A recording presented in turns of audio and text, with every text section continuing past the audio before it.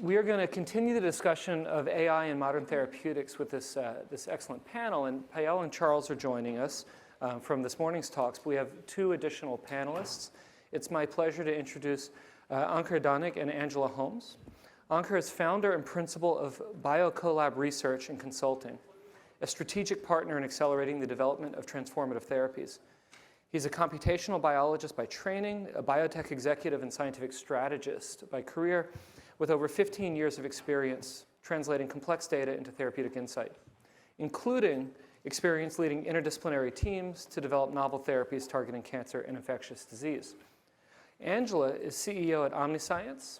It's a Houston-based company, a homegirl, where she leads a team of innovators dedicated to transforming clinical trial operations and accelerating the delivery of treatments to patients.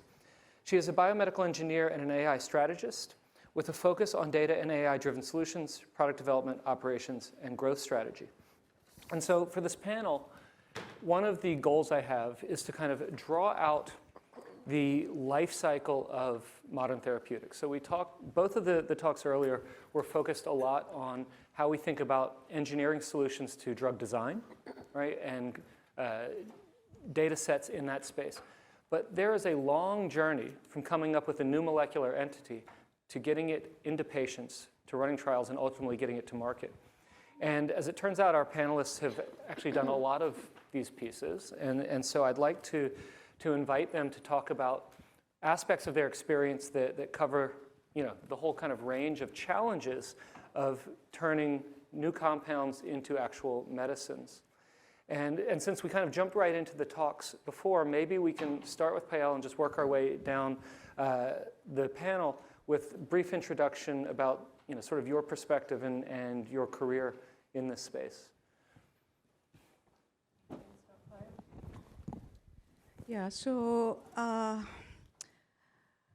not in biotech, neither I am in pharma.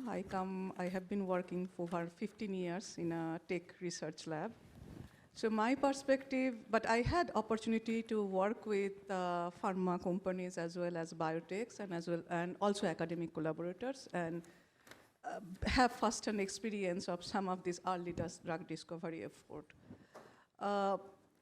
And as we are trying to bring in AI, I do see a lot of promise. I think in my talk I showed that, if we are just limiting ourselves to early drug design effort, then there is, promise that, rightly built AI models that are trained on the right data, they can actually help come up with new designs that can have activity, toxicity, that can match all the profile. The issue becomes where, and as Charles in his talk was mentioning, that we have the AI data typically is fed, right? It's only a very tiny dot of that immense possibility landscape. And experimental measurements, typically that's what we call as ground truth, they also have their intrinsic noise. If you run the same assay a few times across different labs, things will change. So and this is something I have experienced firsthand, that my own model, when I just change the threshold of a particular class, then I start seeing, drift in terms of predictions. And this threshold that I was looking into is not like I designed, it's like different labs, they were using different threshold to call something antimicrobial versus not, call something an antibiotic or not. Say, okay, then which one should I go for, and I do see that, the downstream designs that we originally predicted from the AI models, their wet lab results are actually, changing. So then it becomes like a chicken or egg problem, right? Which one do you rely on first? Do you rely on the threshold that literature provides you and you go by this lab A, or you go by lab B? So that's I would say a big problem. And I think the other problem, that's one problem of, data bias. And I think, again, Charles mentioned some beautiful points that we all are afraid of publishing negative results. And when AI models are being fed on the data that is out there, it's full of, to some extent, false hope. Many of them are not reproducible. So your model is learning from those false hopes. Your model may learn some spurious correlation, and that may not be the actual feature that is driving the actual activity profile. So there is a lot of loophole, even when we are focusing our attention to the early discovery efforts. Down the lane, as we go talk about scaling up, things start to change so much and so much more, because the model trained on one data that was probably taken from one mouse model to another, just to be a very given a simple example, or from one demographic to another, that they don't generalize. And it's not the model, we have to really work our way all the way bottom up, then the top down. People often question, oh, it's your AI technology which is not working. These technologies do have limitation, particularly when it comes to generative AI. A big problem there is hallucination, and I think we'll have time to get there. But I think the issue, anytime we are talking about using a model for modern therapeutics design, we have to see what is going into the data and be very specific that the model's ability is going to be limited by what it has seen, and it may generalize to some out-of-sample distribution, but you really can't expand it so much that there is no support from the training data that model can work on. And thank you. Yeah. No, great sort of thoughts. First of all, I'm very happy to be back in Houston after 12, 13 years. I was a postdoc fellow here, so I'm really, really honored that I was invited to this panel. I have worked, prior to starting my own company, I was working at a company called Gridstone Bio, which was one of the earlier companies who actually operationalized deep learning models in a therapeutic space. So we were trying to develop personalized cancer vaccines, and to develop those personalized cancer vaccines, we developed internal deep learning models that can, given a peptide sequence, predict whether that peptide is going to be presented by an HLA complex. So those who are sort of informed of the immunology field know what I'm talking about. So clearly there is a role for these AI models to play a role in the therapeutic space, and we have seen firsthand how these models can play a role, not just from a science point of view, but also from a regulator point of view. They are very supportive, and clearly they have an inclination to make these models work in the clinical and therapeutic development space. But one of the challenges that I see is, as I think Payal was also sort of alluding to, there is a lack of high quality negative data, right? So most of the data that we are working with is things that we can observe, and we can try to observe them in a very robust manner, in a very high quality manner. But what you don't see, you don't really know whether you don't see because you just sampled a very limited subspace, or whether it really does not exist, right? So for example, when we are trying to train these models for predicting peptide presentation, we can get from proteomics experiments what peptide sequences we observe on the cell surface. But the ones that we don't observe, we don't know whether they are true negatives or whether they are just not there because we did not yet sample them. And this is a problem we were facing internally quite often, not just for this specific model, but other models that we are trying to build. And I think this is going to be an ongoing sort of challenge for the community. How do we decide what is really negative, right? And I can dwell more on that, but I think there is hope. I think we have shown as a company previously that these kind of models and technologies can work in specific use cases to develop actual therapies, which we did. We took it into clinical studies, and we showed that eventually we were not able to show that it works in a randomized setting, but at least we were able to show that we can operationalize it in a clinical setting. So there is hope, and there are challenges which we can dwell more on. Hello, I am Angela. I work with OmniScience. Thank you for the introduction, Raphael. So come on a journey with me to clinical trials. So there's so much focus on AI in drug discovery, rightfully so much focus in the translational space, but we do not get to patients until we get to clinical trials, and no treatment hits the $1 trillion prescription drug market without going through clinical trials. In my opinion, we have not put enough focus on clinical trials. We have high failure rates. 90% of the assets, the treatments that come into phase 1 do not make it to the market.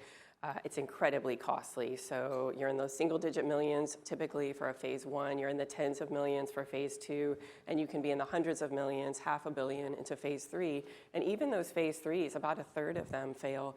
It is shocking. So when we have those failures in clinical development, it has profound consequences for our economy, for our companies, for the patients that are waiting, for our teams, our investors.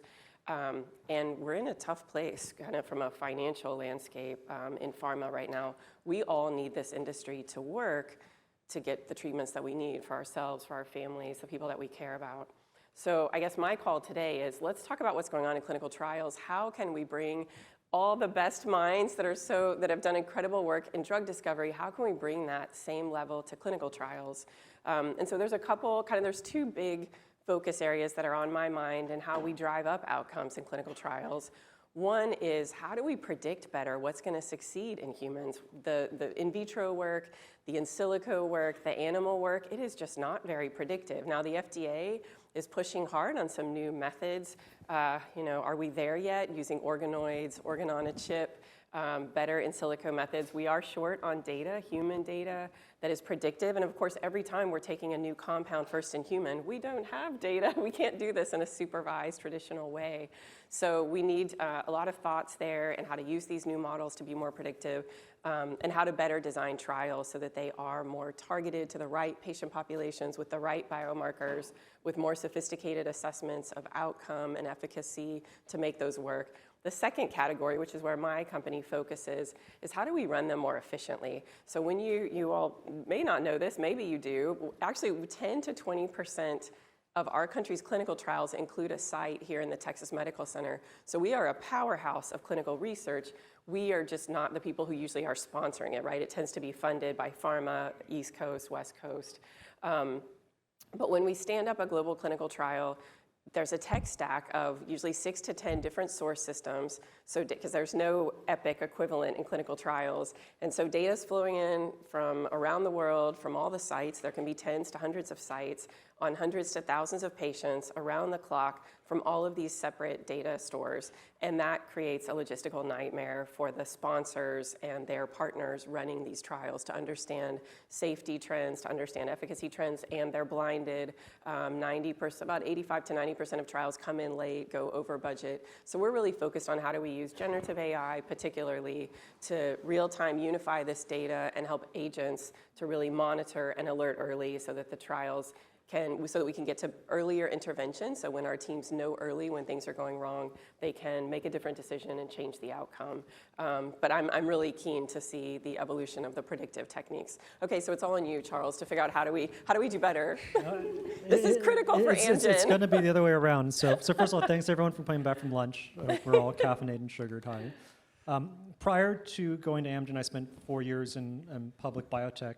And I am the perfect panelist for this because I am your negative counterexample. I went over 3 in my clinical trials, spent lots of money, so I need all the help I can get. So I'm very excited to learn from you guys because I fundamentally agree we've got to do something differently. Yeah. Wonderful. Well, now we have successfully teased out the story, right? So it's not just about designing molecules. It goes, all the way through humans.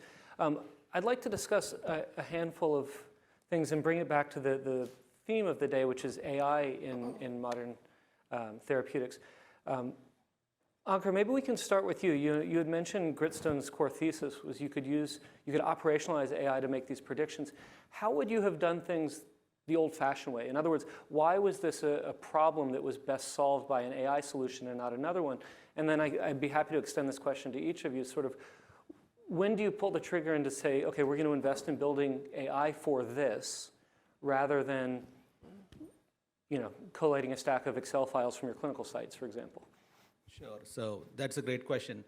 I think in our setting, AI was needed, and I can expand on that a little bit. Our AI-based model was needed. One of the core principles on which a therapeutic company operates is that once you enroll somebody on a clinical study, you want them to get the treatment as soon as possible, right? So the turnaround time between when you have the patient enrolled and when that person gets the therapeutic intervention is super critical.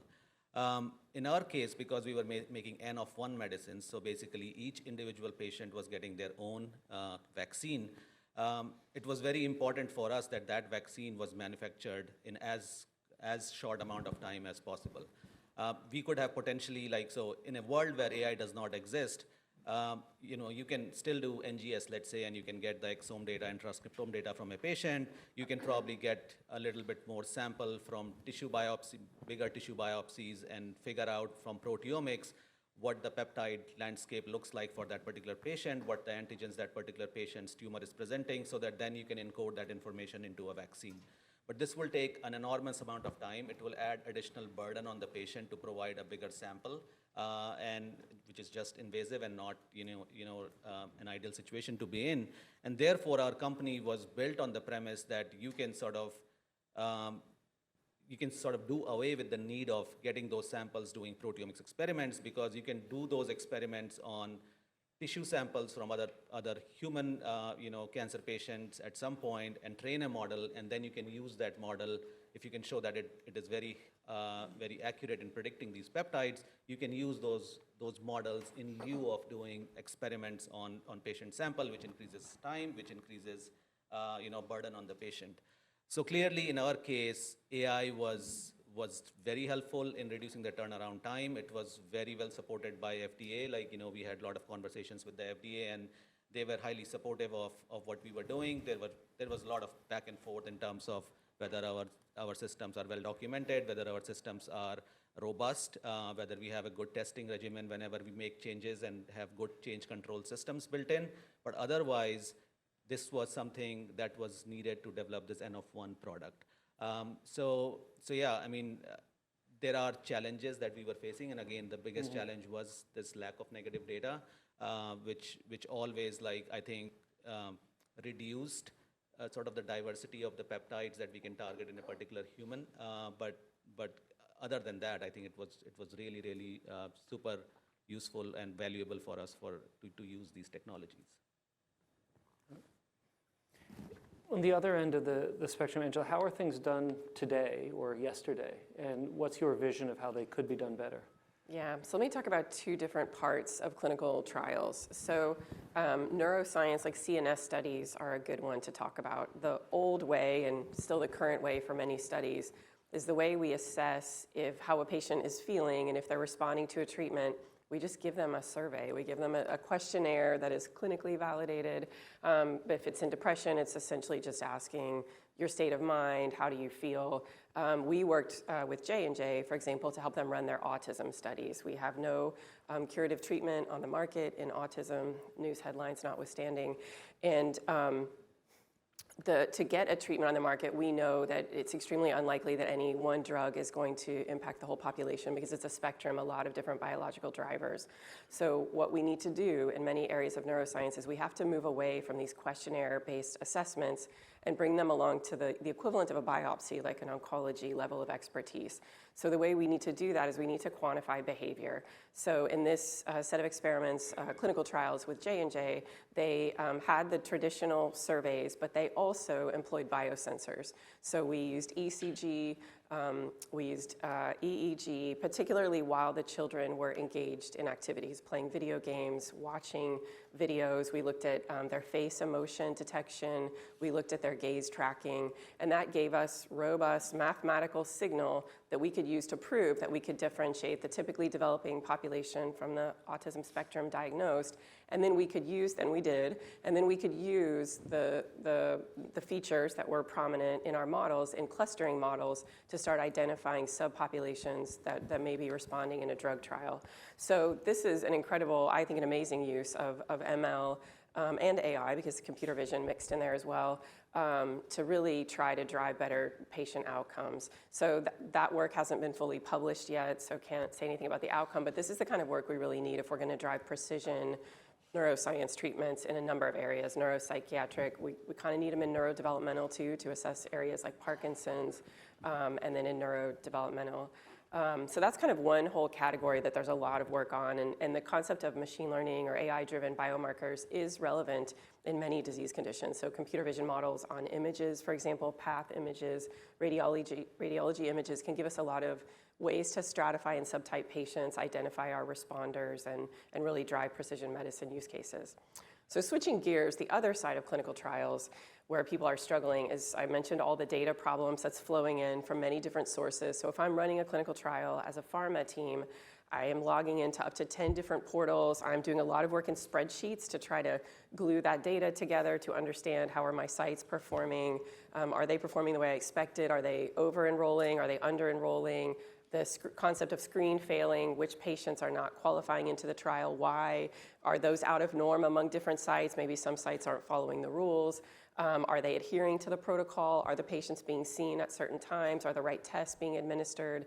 Do I see invalid or inappropriate data coming through, which happens all the time in clinical data? So it's it's all manual. They are reviewing this kind of spreadsheet row by row. They're doing pivot tables and VLOOKUPs, and then you can imagine the delays that caused. So we're the first in the world to bring an agentic solution into this. So the large language models, when they're powered with the right information, the right prompts, when they understand the protocol, when they've been prompted to really understand the language of clinical trials and the scientific concepts, they can unify data for us automatically. And instead of just relying on visualizations, which a lot of people have trouble interpreting visualizations, and when you think about the complexity of a clinical trial, you're now faced with hundreds of visualizations, which gets to be difficult to navigate. The user experience is complicated, versus you bring them into a chat GPT world where they ask a question, get an answer. Now there's tons of considerations. We cannot have hallucinations. We have to have consistency, high accuracy, which is hard in a non-deterministic world. And we have to have role-based control, access control, because we can't break the blind of the study. So there's a lot of guardrails that have to be implemented. We've done that, and that transforms. The LLMs really take us from being data informed, which we're all drowning in data. The research shows most leaders are making data based on intuition because the data is overwhelming and they can't access it, to truly being knowledge enabled, especially for our scientists, our clinicians working in trials who are not data fluent. They can't write SQL queries. This is transformative for them to get information in real time. And of course, they're by nature, they're multilingual as well. So it's a huge difference when you think about one question our system or like ours can answer in 30 to 60 seconds versus the old way it can be weeks of analysis or waiting for stats programmers to write custom code. So kind of two big categories there, Raphael. Angela, this is turning like a therapy session for you, because you're describing everything that I had to run into. Sorry, I'll help you, Charles. Yeah, but Let's just make a deal right here. I want to go back to the first point you made, right? Because I think this is really, really important. We'd love for you to expand on it, right? So for diseases, especially in the neuropsychiatric world, or for chronic diseases where either the endpoints are fuzzy or the endpoints are very, very long off, there's this obvious need to have more quantitative, continuous measurements of benefit, ideally that can show up earlier than some of these endpoints that will be ultimately required for approval. So for your traditional risk-averse big pharma, the people who will ultimately be running these trials, what does the timeline look to you of because I know we will get there eventually, but what does the immediate timeline look to you? Like where are the first places that these will, for instance, in what you described, you're still doing the surveys, right? But now you have this really cool stuff with the biometric sensors. When do you think we're at the first place where this is used in a regulatory submission in lieu of the traditional stuff?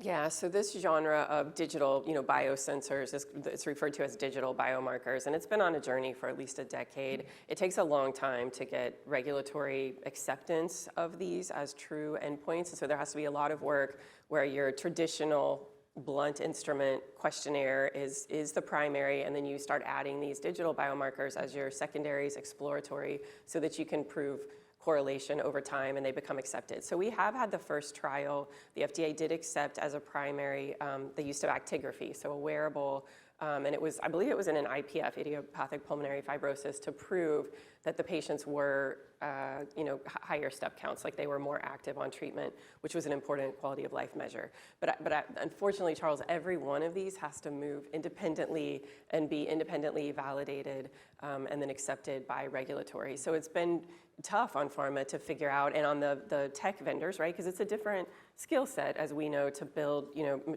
scalable, productized, validated machine learning models, tech solutions to partner with pharma. So it's been really tough on the journey of the long timelines involved in getting these things validated. So Angela had mentioned, just in kind of passing, this risk of hallucinations. And this is, I think most of us are becoming familiar with this term just because of the frequency of ChatGPT in conversations. today. It's become part of the zeitgeist almost overnight.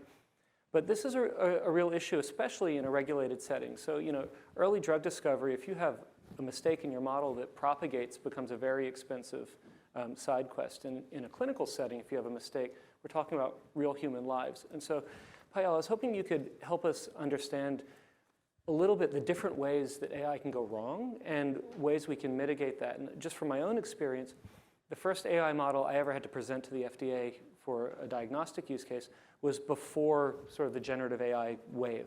So there, they weren't so much worried about hallucinations. We actually weren't talking about that at all. But they still demanded explainability, right? So maybe explainability is a piece, but walk us through the different aspects of how you come to trust a model. Yeah, and I would say the generative AI building government. Just lift it a little. Yeah. So, I mean, I have been working on, trusted AI for 10 plus years now. But when with this new storm of, the generative AI models being so mainstream, they are a beast to govern. They are a beast to trust. And the many ways things go wrong. Like, we originally used to say, okay, 5 pillars, I don't recall all of the 5. Yeah, one is being, bias, one being explainability, confidence or uncertainty, and there were 2 others, I forgot. Anyway, yeah. And now with this generative AI, as you were mentioning, and Angela also touched, right, the hallucination. And hallucination itself can happen in more than one way. It can be, hallucination with respect to the contextual information, or it can be, hallucination with respect to some fact that the model has seen during pre-training. Or maybe the fact the model has seen during pre-training is wrong. There are actually, like if you look at most of the models, they are trained on Wikitext. And in Wikipedia, there are false information, not by choice, because Wikipedia also, like the way it was created, different people submit, and then whichever gets more upvoted or who contributes more, it just, propagates down there. And if the models are built like that, there is risk that they can hallucinate either with respect to the information you are providing, or with respect to their internal knowledge. Because ultimately, these models are also probabilistic tool. All what they're emitting is some token probability, should it be good or bad, and there are a probability assigned to both. So that's one. The other issue with these models is that they are always so overconfident. Like, it's so difficult. I don't know how many of you have, tried, okay, if you are not satisfied and you ask, ask the model to repeat or change its answer, you change your information, the context that you are providing, it's so difficult. So it's not like, it's not plug and play, or it's like steering, as we call it, like steering the response to what the user is providing, or let's say I want to make it, more medically relevant, not like a general knowledge case, right? So steering the information is very important, very difficult for these large language models. And I think RAG, particularly in the healthcare, actually I was reading in a report from World Economic Forum that healthcare is one industry where adoption of AI is much slower than many others, and I think we all know the reason. There is also risk of, I think, chatbot suggesting someone to commit suicide, and like I said, they are overconfident, and it is highly likely that they can give a wrong suggestion. So human in the loop. Should be there, to before we know, the model should. I think one point Angela, brought up that giving these models or the agentic AI systems to handle low-level tasks like, data curation, data aggregation, maybe, some data cleaning. That's a really good use of them, because so many, data scientists, pay so much time and so much effort, and that's where really these models can help. But in terms of building the final hypothesis, building the final decision, giving the final diagnosis and all, there has to be an expert in the loop, not just a human in the loop. And yeah, so that are some of my perspective from how things can go wrong and probably how we can help go forward. Yeah, I mean, just to add to that, I think talking to other people also in this field, I have a sense that adoption of these kind of systems will be slow, and one of the things that people are talking a lot about is trust, obviously, right? So there is trust. Actually, can these systems be trusted? But also, how do you explain to people who are in a position of making decisions that this system is trustworthy, right? So there are 2 problems. One is a technical problem, and one is sort of a problem of how do you convince someone that these are trustworthy, especially to people who are in the C-suites of big companies or even smaller companies who have not really grown up with this technology. I mean, even us included, right? So one of the things, two things which Payal also alluded to. So one thing is human in the loop. So as long as there are experts in the loop, I think the systems become just very easy for someone to say like, okay, I can trust the output of the system because there's an expert in a loop. But then another sense that I have is like having very strong audit trails so that at each given point, like let's say if you have a multi-agent system, what is each individual component of that agentic system is doing, why it's doing it, and an ability to explain that audit trail in simple words so that everybody in the organization can understand it and not just the technical people. So I think it will be slow, it will get there at some point, but I think there are some things that people should already think about when they are building these systems, because sometimes people who are building these systems are far removed from people who are using these systems. So I think there needs to be a connect between the two. Yeah, these were great comments. I like what Payal said about using the large language models to work on data. We find that to be a great use case. In our case, we are using them as SQL agents. So retrieval augmented generation, we force them to only generate SQL out of our database, which is validated all the way back to source, so we're FDA compliant. And that shuts down the hallucinations. Now, can they make a mistake in the SQL? Yes, but if they make a bad mistake, it won't return data, so that's okay. What we find, some of it's training though, because now that you have a user that isn't used to writing code, they're now asking a prompt, and does it make sense? Is it what they meant to ask? So explainability is a part of our solution. So with every answer that the agents provide, there is an explain answer option so that the agents reason for you how they interpreted your question, how they put together the answer. The actual SQL is made available to users as well. If they are technical, they can audit that, audit trail maintenance. But I will say, I think what's really tough right now in the industry as a whole is we have a proprietary benchmarking, evaluation framework so that we can constantly keep an eye on the accuracy and performance and consistency of our system. The world is changing constantly, so we are constantly evaluating new foundational models as they evolve. But the trusting the LLMs to gauge their own accuracy does not work very well. You start trying to deploy humans into the middle of that, it's very expensive. And once you open up functionality like this, the number of things that they can ask is infinite. So you're never going to get ahead of this in terms of truly locking it down. And I'm reading a lot of blogs right now where, especially in healthcare, as we make these multimodal, and our system is the same, so you can start putting together risk factors of patients based on what's coming out of imaging, what's coming out of their labs, are they compliant, are they experiencing safety events? The answers are so complex, it's really difficult for us to even gauge the accuracy. And so I think our tech has gotten ahead of our ability to assess quality, which is critical in these applications. I also, though, want to balance that with doing nothing comes with a lot of risk, as we said, because of the inefficiency, the low success rates, and the financial pressure right now. We are not getting a lot of the treatments we need to get to patients. So we are paying a price right now. I wouldn't say it's free to do nothing. So I would always keep that in mind. I was at a talk with the CEO of Merck, and he said, in our industry, we need to always remember every day is a crisis for us. Every day that a patient is going without the treatment that we could potentially get to them, that is our crisis to solve. So yes, we have secure, trust. We've got lots of considerations, but that shouldn't stop us. We've got to keep moving forward to truly, I believe we've got to keep bending the industry to more productivity and more efficacy. And Raphael, what we haven't talked about in terms of clinical trials, a lot of work is going to China right now as well. Big Pharma is sending like half of their early trial pipelines to China because they can operate faster. And so I do think there's kind of the success of our own economy here and the need to make sure that our drugs are tested on our people is also at stake. So we've got to drive up efficiency and success as well. And I think the Gen AI piece is a real valuable tool for us. I'm going to grab the loose mic so we can start doing some Q&A. But Charles, maybe you can, while I'm getting sorted, talk a little bit about how a big organization that touches every one of these bottlenecks thinks about where to prioritize efficiencies or risks associated with these technologies. Yeah, it's a great question. And I think to really get at it, you have to get into the mindset of large organizations, which has been a new challenge and a really eye-opening experience for me. We tend to think in a very risk-averse manner. And so we tend to isolate risk. For instance, we want the phase 1 to really isolate the risk on safety tolerability.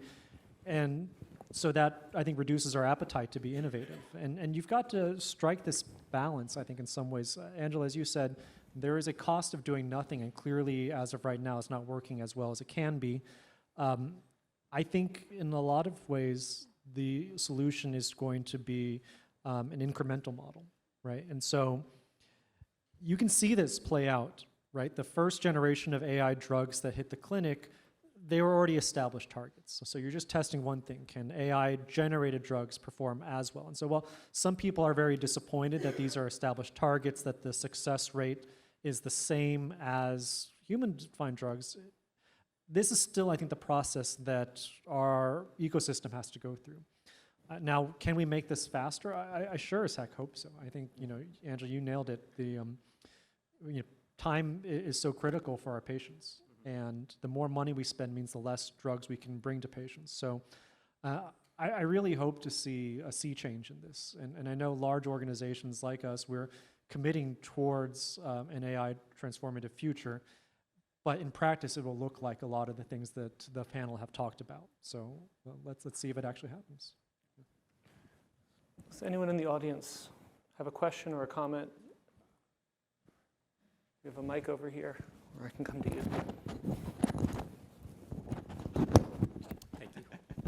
Thank you. Yeah, so my question is, how can we leapfrog the clinical trials using genome and in conjunction with the AI to reduce the failures as well as the loss of the capital or the revenues to make I would say, any of the trials and the molecules more successful? Thank you. I'll take that one since it's about the genome. So, Charles does a lot of work with genome data, and one answer is to start with better targets and better drugs, but that's not directly how do you make the trials better. Angela alluded to the answer, but in sort of the neuro space, which is we need better biomarkers. In a lot of disease areas, we do have access to the genome, and cancer is the most obvious, right? So some vast percentage of sequencing data derives from cancer.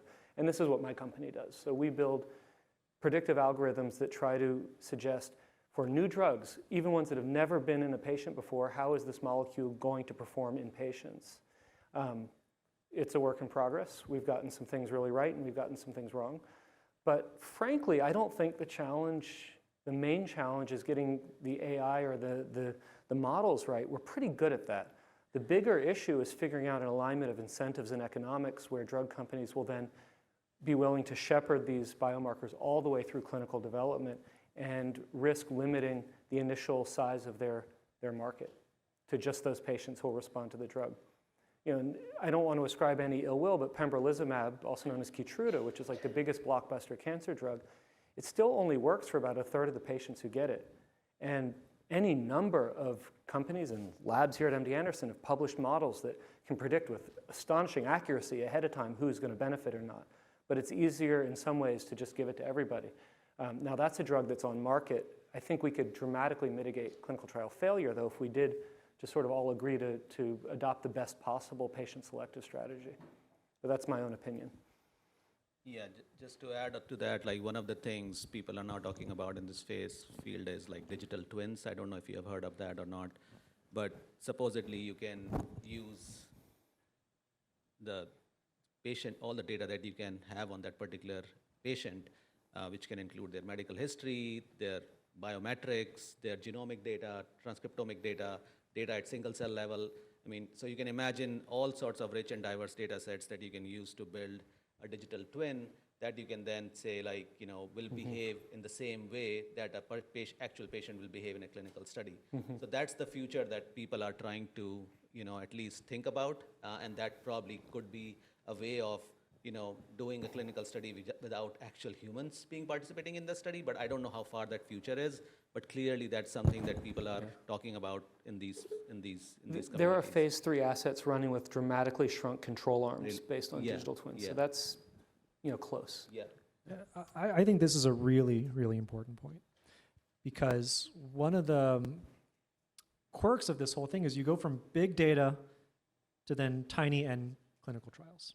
And you kind of have this sort of big, little, all throughout. And what you would really want is a time machine. You want a time machine to take every patient, try every drug, including placebo, and then go back and to figure out the one that works. And you want to do this for a large cohort of people. But since we obviously don't have a time machine, these kinds of approximations that are enabled by training on the large data, because you can essentially composite so many different trajectories together that are remarkably predictive, this is really, really powerful. But I've yet to see it really well used in a clinical trial setting. I would love to. I think this is where biotech can be really valuable. And I also think it's difficult to articulate success here when you actually pull it off. Because you have a digital twin, you can project what that individual would have done and compare to that, but at the end of the day, you may be either running a single-arm trial or a multi-arm trial with a very small control arm, and you still are stuck with the normal statistics. Yeah. And I'll just confirm the commercial consideration. So when you're in clinical development and you're planning your trials, the design of your trial, of course, is you want it to succeed on your endpoints for safety and efficacy. However, that is especially in your phase 3, that is your data set to negotiate for reimbursement with payers. And so to Raphael's point, if you start tightening up the inclusion-exclusion criteria based on precision biomarkers, you will drive up the probability of success in your trial, but you also just shrunk your market. And there's huge investors that, a lot of capital that's needed in this space. And so there's always this balancing act of optimizing for success and yet also optimizing for financial return. And I don't think we have enough predictive capacity right now to make those decisions in the best way.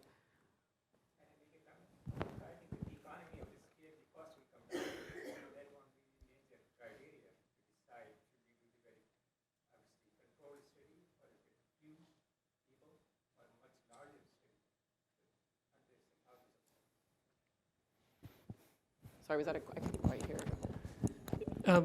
We can hope the economies of scale will weigh in on that. The thing that 10 years in the industry I still haven't wrapped my head around is the economics of the multi-stakeholder boondoggle that is the healthcare system, though. And so it's more complicated than that. And free market, supply and demand, unfortunately, doesn't always rule the day.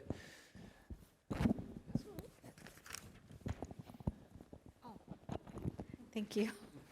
So I want to double click on two of the points that were made earlier on. One point was about N of 1 trials.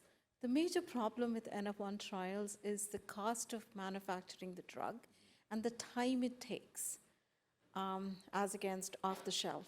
So can AI circumvent these two problems? If so, how? The second point, maybe I'll wait for the first point to be answered. I'm sorry. Sure. So, yeah, you are absolutely right. So that's the first thing I want to say. You're absolutely right that anytime you're trying to make an N of 1 product, it's going to be, the timelines are going to be longer. The resources that are going to be spent are going to be considerably higher.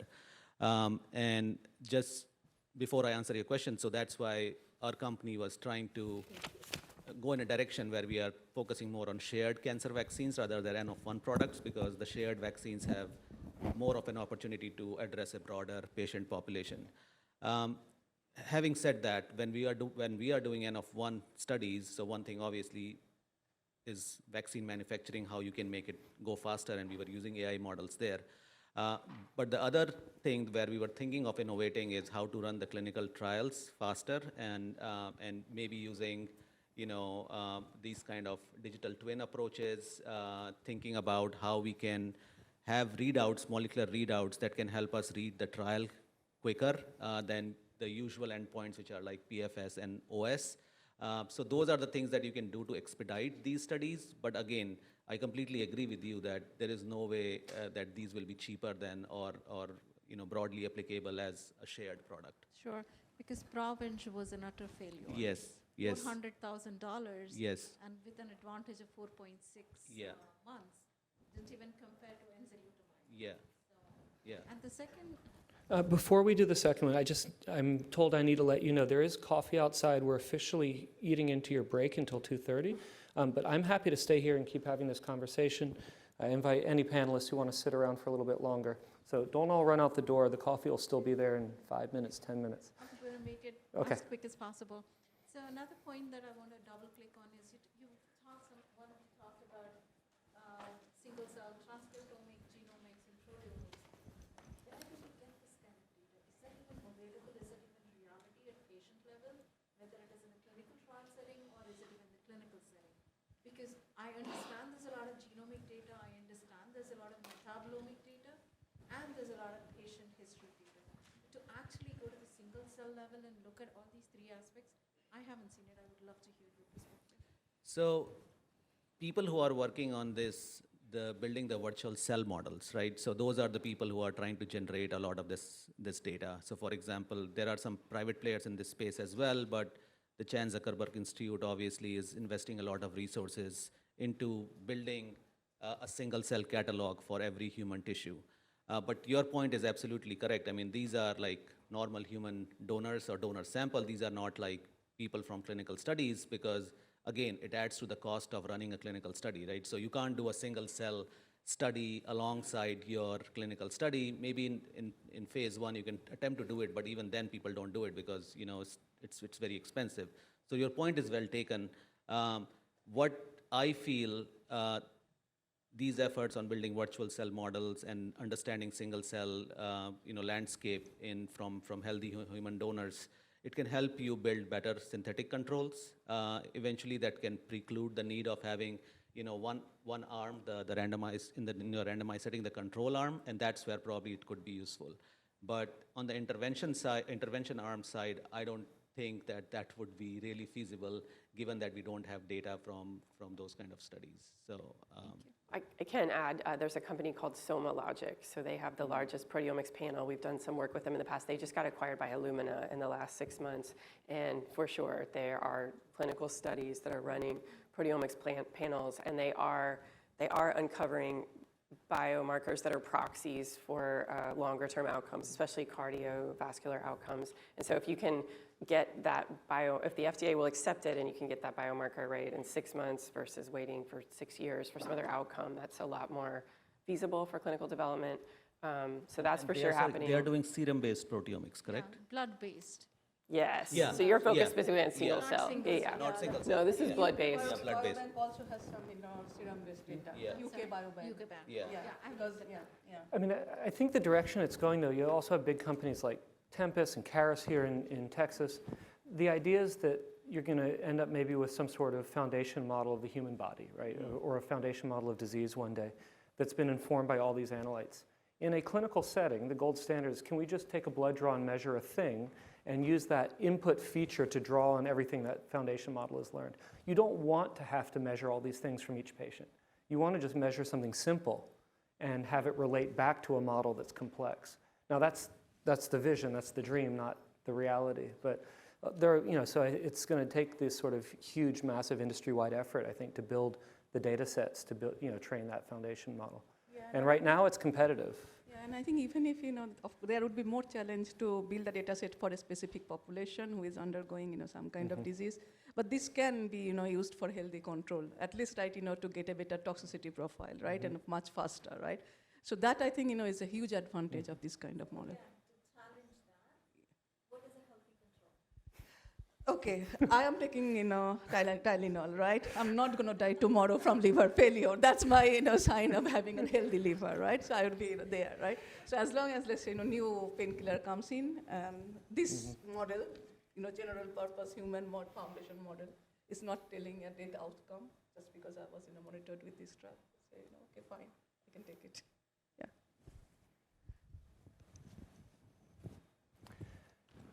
One more question, and then before we take your question, the last bit of homework. At 2:30, when everyone comes back from your quick coffee, we'll continue with more industry perspective with another panel on AI adoption and a keynote by Professor Kristen Kostick-Quinet. Let's have your question, and then I would encourage everyone to enjoy your break and come talk to us in small groups. Thank you. Thank you for the talk. So far, very interesting. It is a little bit more technical question about the presentation, the talk today. And when it comes to design of experiment, I saw geometric-based, physics-based, physics-informed, let's say, neural network for prediction. And I also, from Mr. Charles Ling, I think he presented reinforcement learning approach for drug discovery. My question is, what motivated the choice of these surrogates for drug discovery? Or, I mean, I'm asking from computer science perspective, because now actually I'm working on how to use Bayesian optimization, which is one of design of experiment method. Why using neural network or reinforcement learning instead of stochastic methods for drug discovery and other design of experiment that you presented today? What was the motivation behind that?